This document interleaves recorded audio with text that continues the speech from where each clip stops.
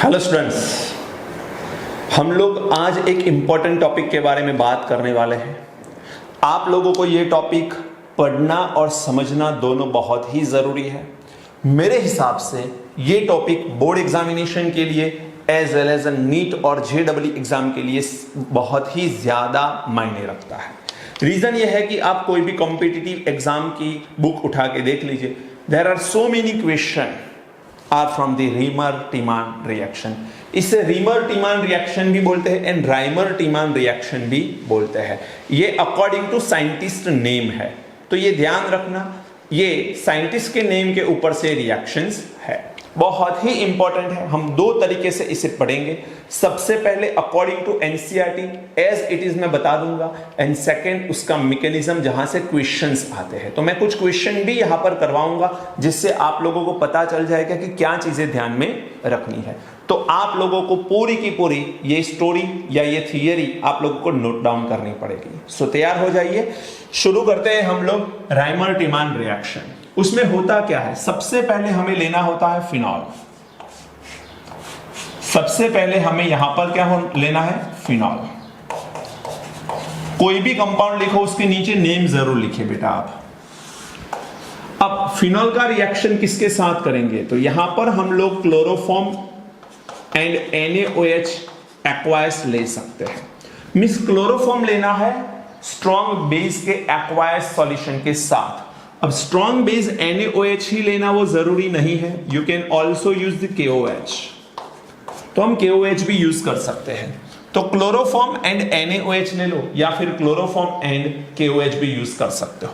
दोनों में से कोई भी, NaOH एंड KOH दोनों में से कोई एक बेस आपको लेना है।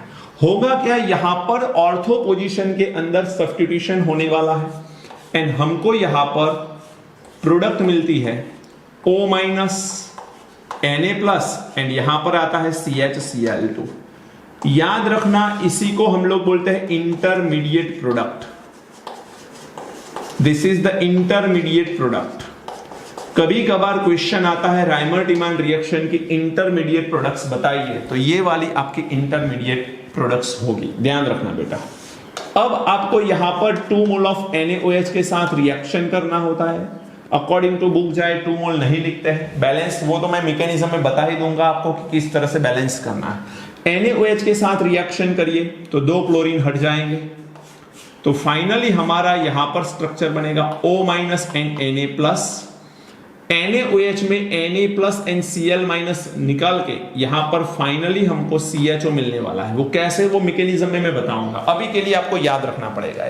तो ये हमको CHO ऑर्थो पोजीशन के अंदर आ गया एंड आफ्टर दैट हम लोग इसे एसिडिक मीडियम में लेके जाएंगे तो Na+H+ से रिप्लेस हो जाएगा एंड इन दैट केस यहां पर OH मिलेगा एंड अलग से यहां पर CHO मिलेगा। ये जो मिल रहा है इसके अंदर 2 ग्रुप है। देखो बेंजीन के ऊपर 2 ग्रुप है, एक OH एंड दूसरा CHO। प्रायोरिटी वाइज देखिए तो प्रायोरिटी हम किसे देंगे, CHO को या OH को? तो CHO को प्रायोरिटी देंगे, तो ये नंबर 1 पे रहेगा, ये नंबर 2 पे रहेगा। तो बेंजीन किसका गिना जाएगा, CHO का, तो that is a benzaldehyde, that is a benzaldehyde. And second position के ऊपर OH है, तो इसका IUPAC नेम होगा 2-हाइड्रोक्सी बेंजाल्डिहाइड। और इसका एक फेमस नेम भी है जो आपको याद रखना पड़ेगा, बहुत इंपॉर्टेंट है क्योंकि बहुत बार उसी से क्वेश्चन आता है। वो फेमस नेम है इसका सैलिसाल्डिहाइड। सैलिसाल्डिहाइड इसका ये कॉमन नेम है। तो कॉमन नेम के ऊपर से आपको IUPAC नेम पूछ सकते हैं, what is the IUPAC name of salicylaldehyde. Structure आपको ना भी दे तो भी आपको पता होना चाहिए कि बेंजीन के ऊपर OH एंड ऑर्थो पोजीशन के अंदर CHO आने वाला है। ये हो गया आपका according to NCERT। Phenol react with the chloroform and strong base and we can get an intermediate product. After that, when we are adding a NaOH and H+, then we are getting a 2-hydroxybenzaldehyde, which is known as a salicylaldehyde. And formation of salicylaldehyde, this reaction is known as a Reimer-Tiemann reaction. इतना आपको explanation में लिखना है। अब बात आती है important topic mechanism की, क्योंकि क्वेश्चन जब भी आते हैं खास करके कॉम्पिटिटिव एग्जाम के अंदर तो मैकेनिज्म में से ही क्वेश्चन आते हैं। जो लोग बोर्ड एग्जाम की प्रिपरेशन कर रहे हैं बस यहां तक खत्म हो गया रिएक्शन, आपको मैकेनिज्म समझने की जरूरत नहीं है, लेकिन नीट और जेईई के लिए बहुत ही इंपॉर्टेंट है। तो यहां पर सबसे पहला स्टेप क्या होगा? फर्स्ट स्टेप में यहां पर फिनॉल एंड NaOH का रिएक्शन होगा। On the benzene ring OH oxygen के ऊपर लोन पेयर है एंड यहां पर आप OH माइनस के साथ इसका रिएक्शन करोगे, OH माइनस के साथ इसका रिएक्शन करोगे। यहां से क्या होने वाला है समझना ध्यान से, यहां से बॉन्ड ब्रेक होगा। जब यहां से बॉन्ड ब्रेक होगा तो इलेक्ट्रॉन पेयर ऑक्सीजन की तरफ जाएंगे, ये प्लस बनेगा, ये माइनस बनेगा एंड ये OH माइनस अपने लोन पेयर H प्लस को देगा। जैसे ही वो H प्लस को देगा यहां पर वाटर मॉलिक्यूल रिलीज हो जाएगा। अब क्या हुआ? बेंजीन के ऊपर ऑक्सीजन रह गया विथ 3 लोन पेयर, या तो फिर बोल सकते 6 electron, 3 lone pair, phenoxide ion बन गया। एक ये हुआ। सेकेंड पॉसिबिलिटी, सेकेंड स्टेप में क्या होने वाला है? तो अब हमारे पास क्लोरोफॉर्म भी तो है, वो क्लोरोफॉर्म क्या करेगा? NaOH से रिएक्ट करेगा। तो यहां पर हम लिख लेते हैं क्लोरोफॉर्म, क्लोरोफॉर्म को हम लोग बॉन्ड वाइज लिखते हैं प्रॉपरली एंड यहां पर अगेन वो NaOH से ही रिएक्ट करेगा। तो NaOH का कौन रिएक्शन में पार्टिसिपेट करेगा? OH minus. अब जैसे ही ये रिएक्शन करेगा यहां से ये बॉन्ड ब्रेक होगा। बॉन्ड जैसे ब्रेक होगा तो अपने दोनों इलेक्ट्रॉन हाइड्रोजन अपने दोनों इलेक्ट्रॉन कार्बन को लेके एज अ प्लस निकलेगा। जैसे ये प्लस निकलेगा यहां से 2 इलेक्ट्रॉन इस H प्लस को मिलेंगे तो फाइनली वाटर मॉलिक्यूल रिलीज हो जाएगा। समझ लेना ध्यान से बेटा, मैकेनिज्म ही इंपॉर्टेंट है इसमें।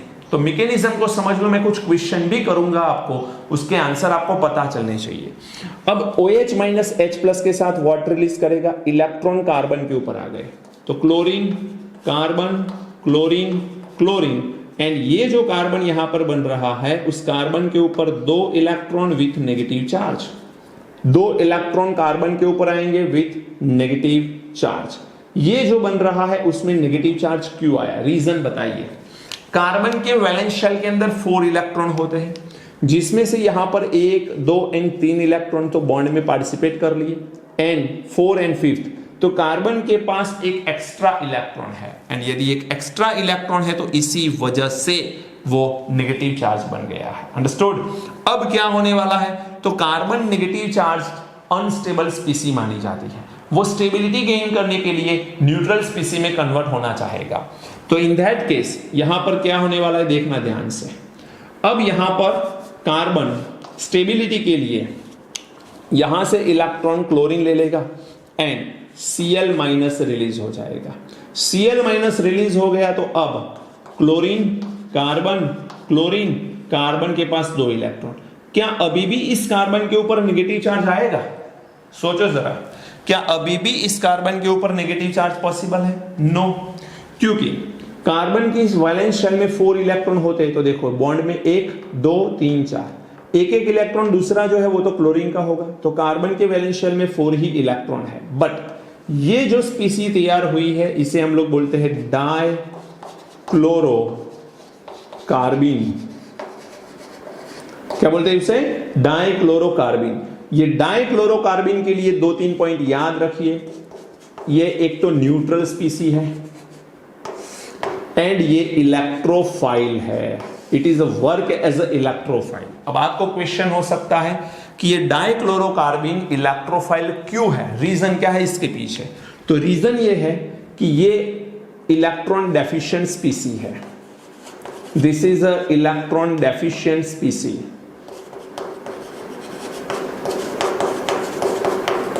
अब ये इलेक्ट्रॉन डेफिशिएंट स्पीसी क्यों है? आपको लगे सर यहां पर वैलेंस शेल में 4 इलेक्ट्रॉन तो आ गए, कैसे इलेक्ट्रॉन डेफिशिएंट स्पीसी है? बेटा कोई भी एलिमेंट अपनी आउटर शेल के अंदर कितने इलेक्ट्रॉन कैरी करना चाहता है? 8, तो ऑक्टेट कंप्लीट करना चाहता है। अब ऑक्टेट कंप्लीट करने के लिए इसके पास अभी कितने इलेक्ट्रॉन रिमेनिंग है, मींस कितने चाहिए इसे और एक्स्ट्रा इलेक्ट्रॉन? 2, क्योंकि यहां पर देखो एक बॉन्ड में 2 इलेक्ट्रॉन के हिसाब से 2 2 4 एंड 2 6 इलेक्ट्रॉन हो गए कार्बन के पास। अब कार्बन के पास जैसे 6 इलेक्ट्रॉन है, इसका मतलब ये हुआ कि अभी 2 इलेक्ट्रॉन इनकम्प्लीट या 2 इलेक्ट्रॉन डेफिशिएंट है। तो यहां पर मैं लिखूंगा short of 2 electron, short of 2 electron. तो ये 2 इलेक्ट्रॉन शॉर्ट है अभी भी इसमें, इसीलिए ये इलेक्ट्रोफाइल है, क्योंकि इलेक्ट्रोफाइल इलेक्ट्रॉन को अट्रैक्ट करने की कैपेबिलिटी रखते हैं। तो ये इलेक्ट्रोफाइल है, इलेक्ट्रॉन को अट्रैक्ट करने की कैपेबिलिटी रखता है, न्यूट्रल स्पीसी है, फिर भी है इलेक्ट्रोफाइल। याद रखना, इंपॉर्टेंट पॉइंट है ये। अब ये इलेक्ट्रोफाइल एंड ये फिनॉक्साइड आयन दोनों रिएक्ट करेंगे थर्ड स्टेप के अंदर। तो यहां पर हम लोग ले रहे हैं फिनॉक्साइड आयन। बेटा समझ लो ध्यान से, ऑक्सीजन, ऑक्सीजन के ऊपर 6 electron with the negative charge, and यहां पर कार्बन ले लो, डाइक्लोरोकार्बन, कार्बन 2 क्लोरीन इलेक्ट्रॉन। अब ये दोनों जैसे ही रिएक्ट करेंगे, आपको पता है कि ये तो इलेक्ट्रॉन डेफिशिएंट स्पीसी है, वर्क एज और बिहेव एज E+। तो ये तो इलेक्ट्रॉन की खोज में निकला हुआ है। अब ये कहां पर जाके स्टेबल होगा? तो जहां पर इसे इलेक्ट्रॉन मिलेंगे। तो सबसे पहले तो ये फिनॉक्साइड आयन को ध्यान से देखो। फिनॉक्साइड आयन को देखोगे तो ये रेजोनेंस भी तो कर सकता है। जैसे ही ये रेजोनेंस करेगा, पॉसिबिलिटी क्या है देखो ध्यान से, यहां से इलेक्ट्रॉन इधर आएंगे तो ये डबल बॉन्ड O बनेगा, यहां से इलेक्ट्रॉन इधर शिफ्ट होंगे, ये नेगेटिव चार्ज बनेगा। तो एक तो ऑर्थो पोजीशन के अंदर इलेक्ट्रॉन डेंसिटी इंक्रीज हुई, ये पाई बॉन्ड इधर आए तो ये पाई बॉन्ड के इलेक्ट्रॉन इधर आएंगे। तो इन दैट केस कुछ ऐसी कंडीशन होगी बेटा। मैं डिटेल में नहीं जा रहा क्योंकि ऑलरेडी हम बात कर चुके हैं। तो पैरा पोजीशन के अंदर भी इलेक्ट्रॉन डेंसिटी बढ़ गई, राइट। एंड ऑक्सीजन के ऊपर तो इलेक्ट्रॉन है ही है। तो there are 3 possibilities. Number 1, oxygen के साथ जुड़ सकता है ये कार्बन, या फिर कार्बन के साथ जुड़ सकता है, या तो ऑर्थो एंड पैरा। तो यहां पर 2 क्वेश्चन बनते हैं। पहला क्वेश्चन कौन सा, कि ये कार्बन ऑक्सीजन के साथ जुड़ेगा कि ये कार्बन के साथ, चाहे ऑर्थो में जुड़े या पैरा में, does not matter, but carbon के साथ जुड़ेगा कि ऑक्सीजन के साथ जुड़ेगा? तो आंसर इज कार्बन के साथ। क्यों? क्योंकि ये इलेक्ट्रोफाइल है, एंड इलेक्ट्रोफाइल ऑलवेज इलेक्ट्रॉन जहां पर इजीली अवेलेबल होते हैं वहां पर जुड़ता है, राइट। ध्यान ये रखना, इजीली अवेलेबल मींस डोनेट करने की कैपेबिलिटी जिसकी ज्यादा होगी वहां पर वो इलेक्ट्रोफाइल जुड़ता है। अब आपके पास ये कार्बन नेगेटिव है या ये कार्बन नेगेटिव है, चाहे ortho para does not matter, carbon negative oxygen negative. तो याद ये रखना है कि carbon negative and oxygen negative में carbon negative is a good nucleophile, carbon negative is a good nucleophile. तो कार्बन की न्यूक्लियोफाइल होने की कैपेबिलिटी या न्यूक्लियोफाइल की नेचर ज्यादा है कंपेयर टू ऑक्सीजन, याद रखना बेटा। तो अब जो न्यूक्लियोफाइल अच्छा है वो इलेक्ट्रॉन डोनेट करेगा। न्यूक्लियोफाइल का नेचर होता है इलेक्ट्रॉन को डोनेट करना, इलेक्ट्रोफाइल का नेचर होता है इलेक्ट्रॉन को अट्रैक्ट करना। ये अट्रैक्ट करना चाहता है, लेकिन वहीं से अट्रैक्शन हो सकता है जो डोनेट करे। तो C- की डोनेशन कैपेसिटी O- की कंपेयर में ज्यादा है।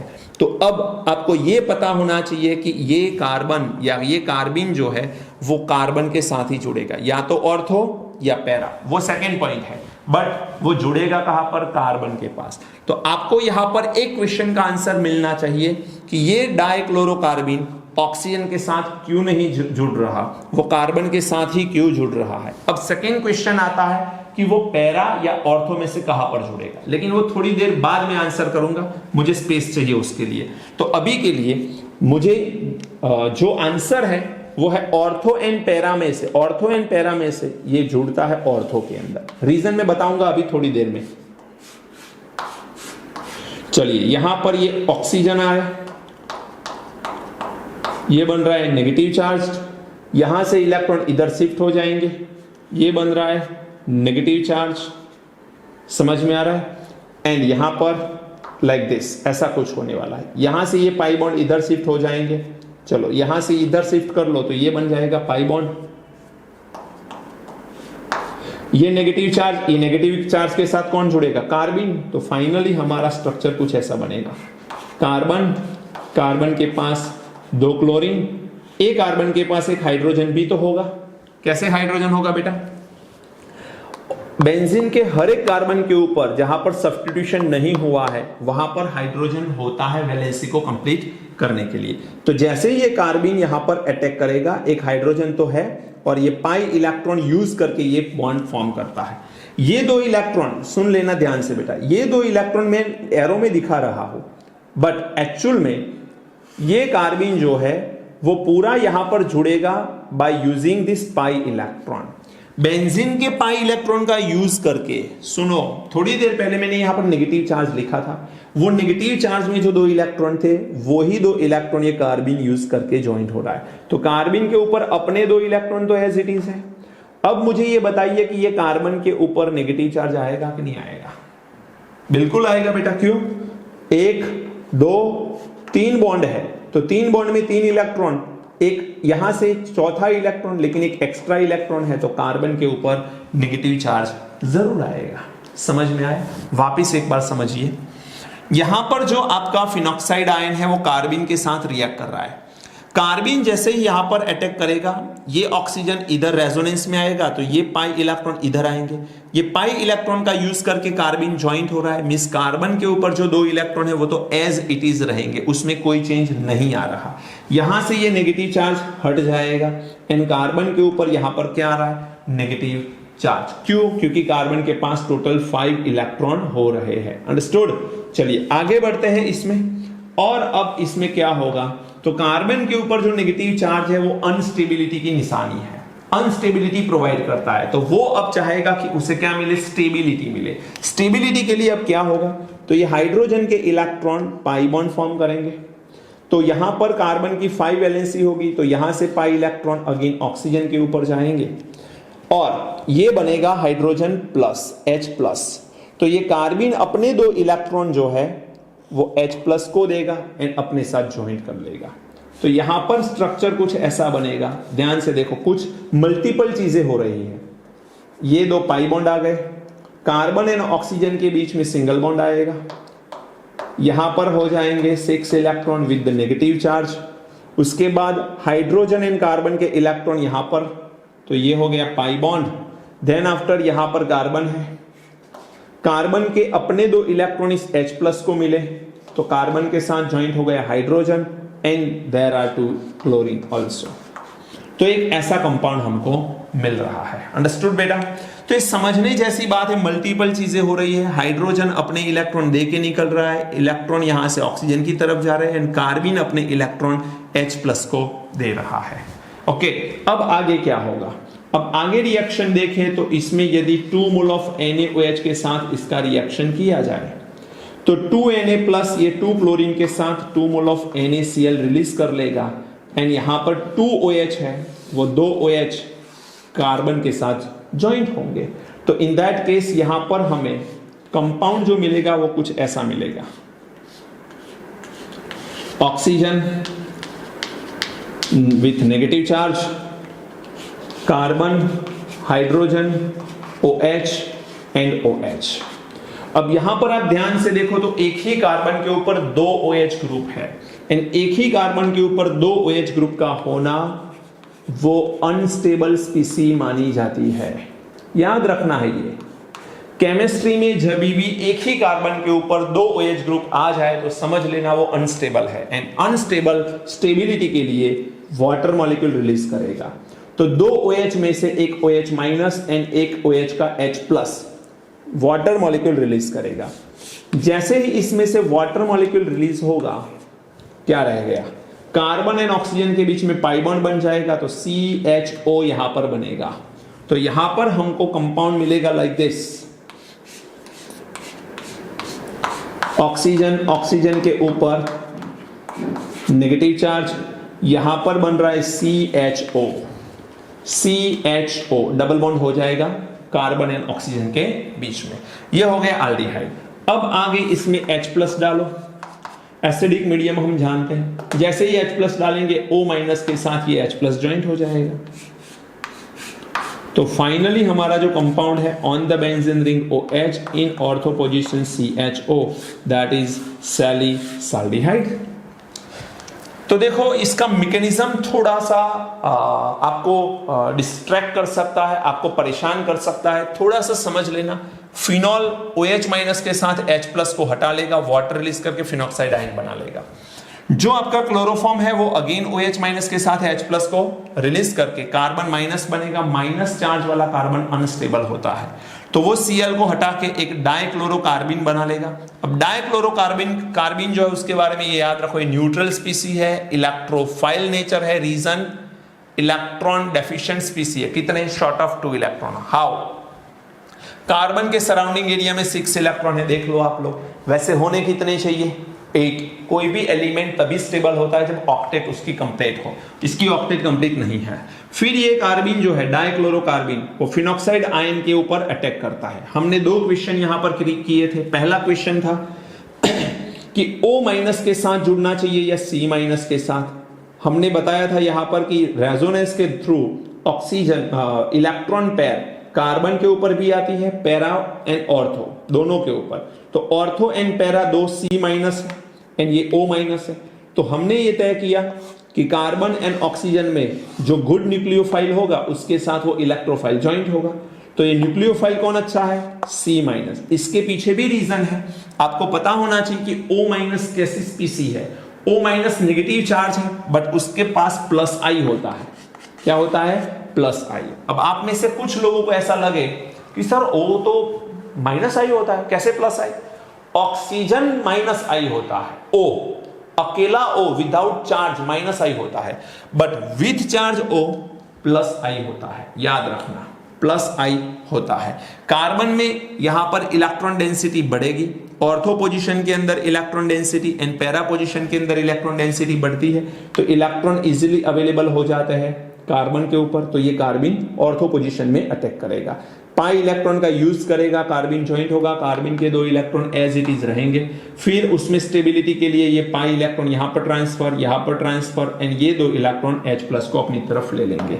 फिर NaOH डाल दिया तो 2 क्लोरीन रिप्लेस हो गई with NaCl and OH minus यहां पर Cl की जगह आ गया। 2 OH एक ही कार्बन के ऊपर होना अनस्टेबिलिटी की निशानी है, तो यहां से वाटर मॉलिक्यूल रिलीज होके एल्डिहाइड बनेगा। फिर एसिडिक मीडियम में सैलिसाल्डिहाइड बनता है। ओके, अब हमारा एक क्वेश्चन और रह जाता है, उसके बारे में मुझे बात करनी है कि ये ऑर्थो एंड पैरा में से ऑर्थो में क्यों ज्वाइंट हुआ, पैरा में ज्वाइंट क्यों नहीं हुआ। लेकिन उसके लिए सबसे पहले आपको ये लिखना है, इसे नोट करिए, फिर हम लोग ये क्वेश्चन का आंसर देते हैं कि भाई ऑर्थो एंड पैरा में ऑर्थो में ये क्यों जुड़ता है। ओके, तब तक नोट करिए।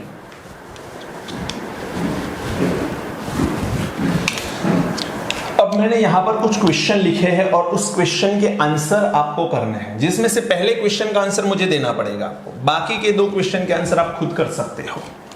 चलिए, सबसे पहला है ये phenoxide ion and reaction carbon के साथ किया हुआ है। चलो अच्छे से इसे लिखो,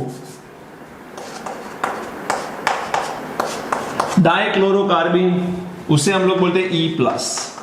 हमारा क्वेश्चन क्या है? Why ortho products obtain, why not para. Ortho products ही क्यों ऑब्टेन होती है, पैरा प्रोडक्ट क्यों ऑब्टेन नहीं होती। इसके पीछे का रीजन समझ लो। हमको ये पता है कि ये कार्बन के ऊपर ही अटैक करता है, O माइनस के ऊपर अटैक नहीं करता। रीजन हमने बता दिया है कि carbon minus is a good nucleophile compare to O minus, तो जो अच्छा न्यूक्लियोफाइल होगा उसी के ऊपर ये अटैक करेगा। लेकिन हमारा क्वेश्चन अब कुछ अलग है कि यहां पर जैसे इसका रेजोनेंस होगा, ये डबल बॉन्ड O बन जाएगा एंड यहां पर आपका नेगेटिव चार्ज ये बनेगा एंड सेकेंड आपका नेगेटिव चार्ज यहां पर भी बनेगा।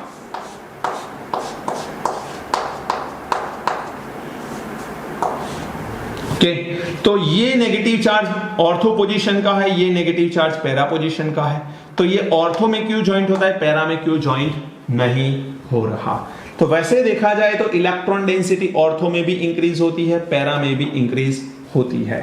लेकिन ये ऑक्सीजन अपने इलेक्ट्रॉन जब बेंजीन रिंग को देता है तो ये +M and +I effect show करता है, +M and +I effect show करता है। लेकिन ध्यान ये रखो कि +M इफेक्ट तो ठीक है, दोनों के ऊपर सेम रहेगी, बट डिस्टेंस जैसे बढ़ता जाएगा I इफेक्ट कम होती जाएगी। तो सीधी सी बात है, by distance inductive effect will be decrease. तो यहां पर लिख सकते हैं increase the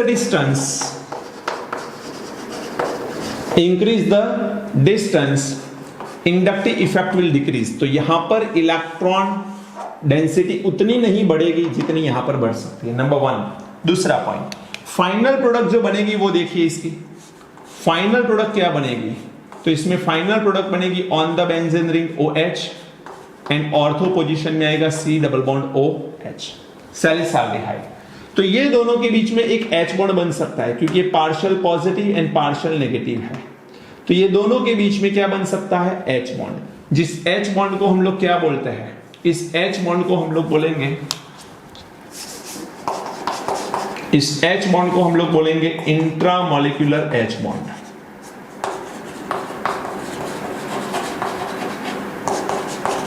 intramolecular H bond.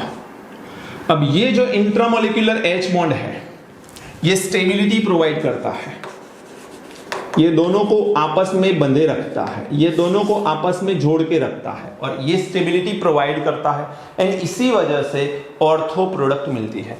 Para के अंदर यदि ये मिल भी जाए तो क्या इंट्रामॉलिक्यूलर H बॉन्ड पॉसिबल है? नो।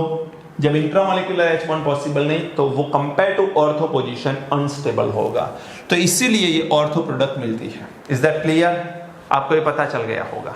चलिए आगे बढ़ते हैं। यदि ऐसा लिख के दे तो प्रोडक्ट क्या लिखनी है? बेटा ध्यान रखो, इसमें आपको H+ लिख के देना चाहिए, लेकिन फिर भी ना दे तो भी याद रखना कि ये राइमर-टीमन रिएक्शन ही है एंड फाइनल प्रोडक्ट आपको लिखनी है सैलिसाल्डिहाइड। इसमें मिस्टेक हो जाती है बच्चों से, तो ध्यान रखना। कभी कभार H+ यहां पर लिख के नहीं देते हैं, फिर भी आपको फाइनल प्रोडक्ट सैलिसाल्डिहाइड ही लिखनी है। This is also known as Reimer Tiemann reaction. अब यहां पर एक क्वेश्चन है, on the benzene ring OH in ortho position OCH3 chloroform NaOH and product A, what will be the product? 4 option are there. 4 option में से कौन सा option सही है? जल्दी से निकालो, चलो फिर मैं आपको आंसर बताता हूं। जल्दी से निकालो, चलो जल्दी से। आ गया आंसर? चलिए आंसर क्या है बेटा? पहले तो समझो कि मेटा पोजीशन का आंसर आ नहीं सकता इसमें, तो आंसर आपका बी नहीं हो सकता, आंसर आपका सी नहीं हो सकता, क्योंकि एल्डिहाइड मेटा पोजीशन के अंदर है, एल्डिहाइड मेटा पोजीशन के अंदर है, तो ये दो तो नहीं हो सकते। बात है या तो ए हो सकता है या डी हो सकता है। इसमें ऑर्थो में CHO है, इसमें पैरा में, तो आपको लगेगा ऑर्थो में ज्यादातर ज्वाइंट होता है, तो answer is A. No, answer is D. अब ऐसा क्यों है? तो मैं एक स्टेटमेंट यहां पर लिख रहा हूं, वो स्टेटमेंट को आपको नोट डाउन करना है। Very very important statement, note करके इस स्टेटमेंट को लिख लीजिए। In case of anyone ortho position preoccupied, anyone ortho position preoccupied, then the substitution is not possible in ortho due to steric hindrance. So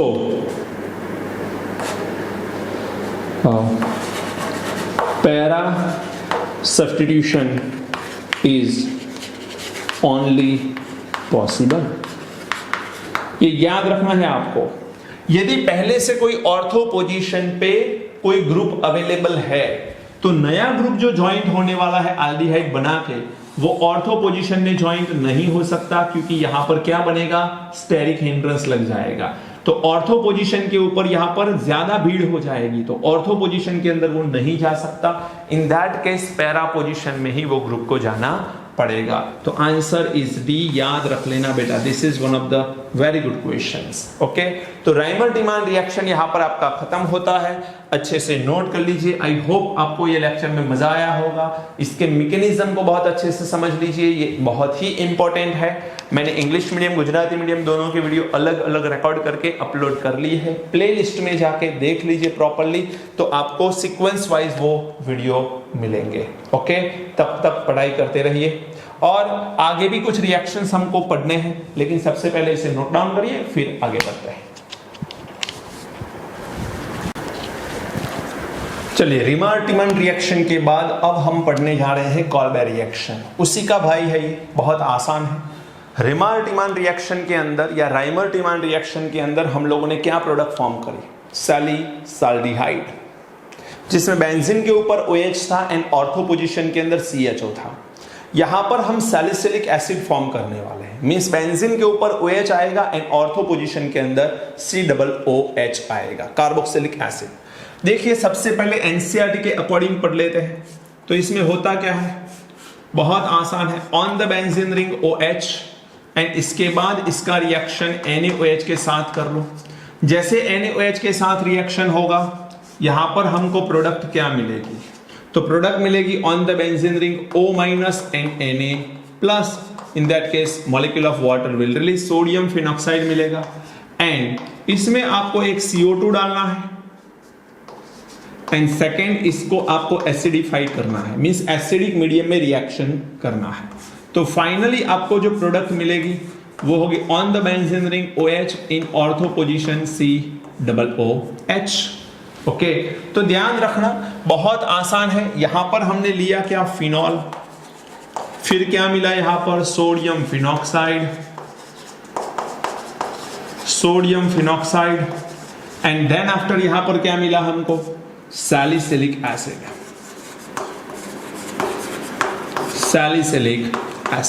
तो ये हो गया बहुत आसान, जो NCERT टेक्स्ट बुक में दिया हुआ है। लिखना क्या है?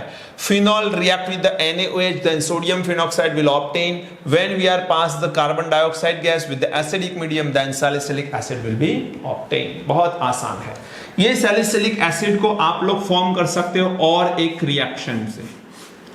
यदि आपको दे रखा है यहां पर सैलिसाल्डिहाइड, बेंजीन के ऊपर OH एंड ऑर्थो पोजीशन के अंदर CHO, राइमर-टिमन रिएक्शन से ये फॉर्म हो सकता है।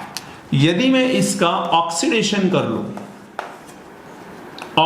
कर लूं तो एल्डिहाइड का ऑक्सीडेशन बहुत आसान है, कन्वर्ट हो जाता है COOH के अंदर। You can take Na2Cr2O7 with the H+ और KMnO4 with the H+। Oxidation में ऑक्सीडाइजिंग एजेंट कौन से यूज किए जा सकते हैं वो आप सब जानते हो। तो कोई भी स्ट्रॉन्ग ऑक्सीडाइजिंग एजेंट लेके एल्डिहाइड को कार्बोक्सिलिक एसिड में कन्वर्ट कर सकते हैं हम लोग।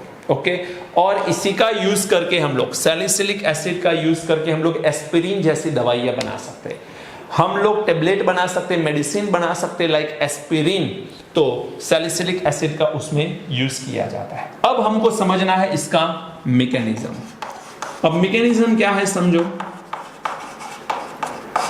बहुत आसान है। कंपेयर टू राइमर-टिमन रिएक्शन बहुत आसान रिएक्शन है। सबसे पहले आपको लेना है यहां पर on the benzene ring OH and यहां पर इसका रिएक्शन हम कोई स्ट्रॉन्ग बेस के साथ करेंगे, NaOH के साथ। यहां पर ऑक्सीजन के पास लोन पेयर होंगे, यहां से इलेक्ट्रॉन ऑक्सीजन को मिलके ये एज अ प्लस रिलीज हो जाएगा। तो ये दो इलेक्ट्रॉन इसको मिलेंगे तो यहां पर वाटर मॉलिक्यूल रिलीज हो जाएगा। तो फाइनली हमको क्या मिलेगा? तो फाइनली हमको मिलेगा like this, oxygen and oxygen के ऊपर 6 इलेक्ट्रॉन विद नेगेटिव चार्ज। ये बन गया आपका फिनॉक्साइड आयन। क्या बन गया? ये फिनॉक्साइड आयन बन गया। अब ये जो फिनॉक्साइड आयन बना हुआ है इसमें हम क्या डालेंगे? CO2 गैस डालेंगे, carbon dioxide, C+O and O। होगा क्या यहां पर? थोड़ा ध्यान रखना है आपको। ड्यूरिंग दिस प्रोसेस यहां पर एक हाइड्रोजन होगा कि नहीं होगा? यहां पर एक हाइड्रोजन होगा बेटा, ध्यान रखना। तो मैं यहां से कुछ यहां पर बना के आपको दिखाऊं। पहले कुछ ऐसा बनेगा, O बनेगा, मींस यहां से इलेक्ट्रॉन इधर ट्रांसफर होंगे, ये इलेक्ट्रॉन इधर ट्रांसफर होंगे, तो ये नेगेटिव चार्ज बनेगा, यहां पर इलेक्ट्रॉन आएंगे और 2 pi electron as it is रहेंगे। ऐसी कंडीशन बनेगी सबसे पहले, एंड ऐसी कंडीशन में यहां पर एक हाइड्रोजन ऑलरेडी आपके पास है। तो यहां पर जो हाइड्रोजन है यहां से इलेक्ट्रॉन इस तरफ जाएंगे ऑक्सीजन की तरफ, और ये बनेगा प्लस। ये प्लस जो है वो इस कार्बन के साथ ज्वाइंट होगा। तो फाइनली आपका स्ट्रक्चर कैसा आएगा वो सोचिए। फाइनली स्ट्रक्चर कुछ ऐसा आएगा, बॉन्ड बॉन्ड, यहां पर डबल बॉन्ड O, फिर यहां पर हाइड्रोजन है, कार्बन, समझ में आ रहा है, यहां पर बनेगा हाइड्रोजन सॉरी ऑक्सीजन एंड यहां पर डबल बॉन्ड O। तो ऑक्सीजन के ऊपर 6 इलेक्ट्रॉन है बेटा विथ नेगेटिव चार्ज।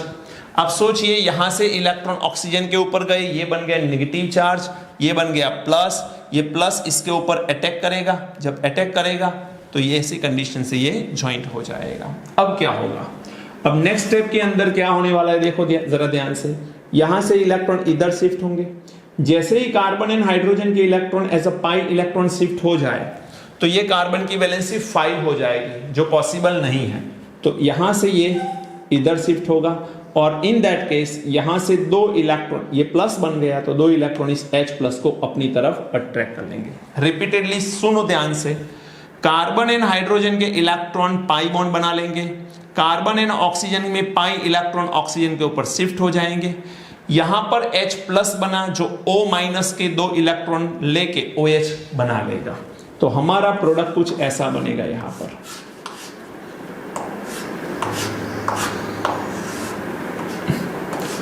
पर बन गया ऑक्सीजन जो है O माइनस, और यहां पर बन गया C double bond O and OH, means ये कार्बोक्सिलिक एसिड आ गया। अब सिर्फ क्या करना है बेटा, एसिडिक मीडियम ले लो H प्लस जो O माइनस के साथ जुड़ जाएगा।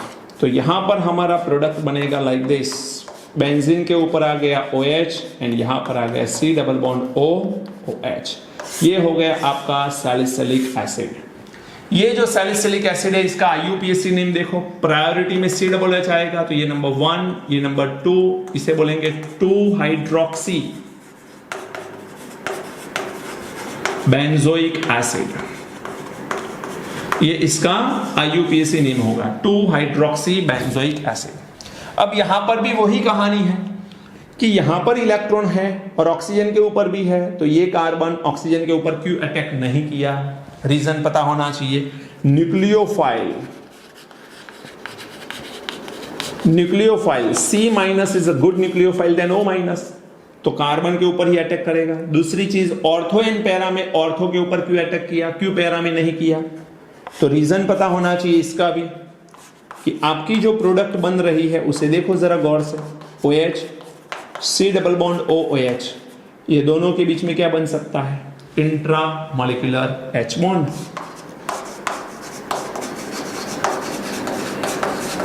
क्या बन सकता है, इंट्रा मॉलिक्यूलर H बॉन्ड बन सकता है। तो ये वजह है कि यहां पर ऑर्थो प्रोडक्ट ही हमको मिलती है, that is non as a salicylic acid. Note करिए, फिर 2 ही रिएक्शन हमारे बाकी रहते हैं, फिनॉल में खत्म करते हैं आज, फिर कल से ईथर स्टार्ट करेंगे। जल्दी से नोट करिए इसे। अब छोटे छोटे 2 रिएक्शन है। पहला रिएक्शन है reaction of phenol with zinc and second one is oxidation of phenol. बहुत आसान है दोनों। सबसे पहले यहां पर आपको लेना है फिनॉल एंड फिनॉल का रिएक्शन आपको करना है जिंक के साथ। जैसे ही जिंक के साथ रिएक्शन होगा, जिंक का यहां पर ऑक्सीडेशन हो जाएगा, यहां से बॉन्ड ब्रेक होके ये ऑक्सीजन चला जाएगा जिंक के साथ, तो यहां पर जिंक ऑक्साइड, इसको हीट करना है हमें, जिंक ऑक्साइड रिलीज होगा। जब यहां से कार्बन की एक वैलेंसी खत्म होती है तो उस वैलेंसी को कंप्लीट करने के लिए हाइड्रोजन बेंजीन के कार्बन के साथ ज्वाइंट होगा एंड फाइनली हमको प्रोडक्ट मिलेगी benzene. So it is a so simple reaction जिसमें जिंक का क्या हुआ, ऑक्सीडेशन, याद रखना। Then after oxidation of phenol, अब फिनॉल का ऑक्सीडेशन करना है। देख लीजिए बेटा, अल्टरनेट बॉन्ड है NOH।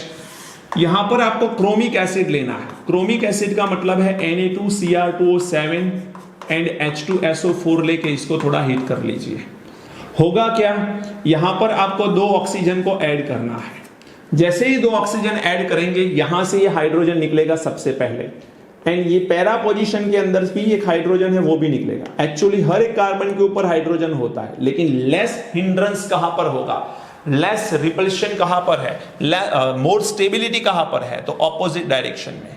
तो यहां से हाइड्रोजन, दो हाइड्रोजन एक ऑक्सीजन के साथ वाटर मॉलिक्यूल रिलीज करेंगे, ऑक्सीजन यहां पर आएगा एंड यहां पर कॉन्जुगेटेड डाइकीटोन बनेगा, कॉन्जुगेटेड डाइकीटोन बनेगा। याद रखना है बेटा, इसे हम लोग बोलते हैं बेंजोक्विनोन। क्या बोलते हैं, बेंजोक्विनोन। फिनॉल को हम ओपन एयर में भी रखे, ऐसे ही ओपन एयर में रख ले तो भी उसका स्लोली ऑक्सीडेशन होके वो डार्क कलर में कन्वर्ट हो जाता है। तो phenol convert into dark colour when we kept open in the air, ये भी याद रखना है। तो ये ऑक्सीडेशन ऑफ फिनॉल हो गया, ये हो गया reaction with the zinc, phenol reaction with the zinc. तो यहां पर आपका फिनॉल खत्म होता है। नेक्स्ट लेक्चर से हम लोग बात करेंगे ईथर के बारे में, एंड अगेन वो भी एक इंपॉर्टेंट पॉइंट है। ओके, जल्दी से नोट करिए। और यदि ये वीडियो आपको अच्छा लगता है तो वीडियो को लाइक जरूर करना बेटा। कोई भी प्रॉब्लम है, कोई चीज समझ में नहीं आती तो कमेंट में जरूर बताइएगा, मैं आपको जरूर आंसर दूंगा। Thank you very much, God bless you.